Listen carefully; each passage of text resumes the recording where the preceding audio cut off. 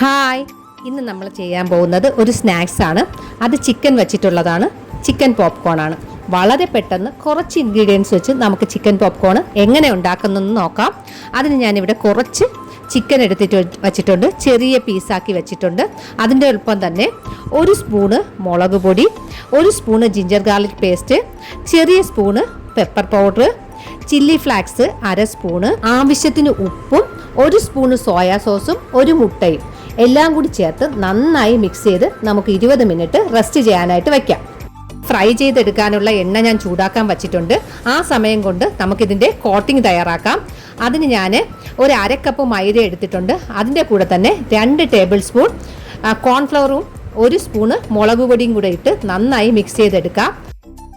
നമ്മൾ റെസ്റ്റ് ചെയ്യാൻ വെച്ചിരിക്കുന്ന ചിക്കൻ ഓരോ പീസായിട്ട് എടുത്ത് മാവിൽ മുക്കി അപ്പോഴത്തേക്ക് അതിൽ കോട്ടിംഗ് ആവും. അത് നമുക്ക് ഓരോന്നായിട്ട് ഫ്രൈ ചെയ്തെടുക്കാം. സിമ്പിളും ടേസ്റ്റി ആയിട്ടുള്ള ചിക്കൻ പോപ്കോൺ നമുക്ക് പെട്ടെന്ന് ഉണ്ടാക്കിയെടുക്കാം. അധികം സാധനങ്ങളൊന്നും വേണ്ട. കുറച്ച് ചിക്കൻ ഉണ്ടെങ്കിൽ നമുക്ക് തന്നെ വീട്ടിൽ ചെയ്ത് വളരെ പെട്ടെന്ന് ഉണ്ടാക്കിയെടുക്കാം. ഹോട്ടലിൽ ചെന്നൊന്നും ഇനി വാങ്ങേണ്ട ആവശ്യമില്ല. എല്ലാവർക്കും ഇത് ഇഷ്ടപ്പെടും. എല്ലാവരും ട്രൈ ചെയ്ത് നോക്കുക, എന്നിട്ട് അഭിപ്രായങ്ങൾ അറിയിക്കുക. വീണ്ടും ഇതുപോലുള്ള നല്ല നല്ല വീഡിയോകളുമായി നമുക്ക് കാണാം. ബായ്.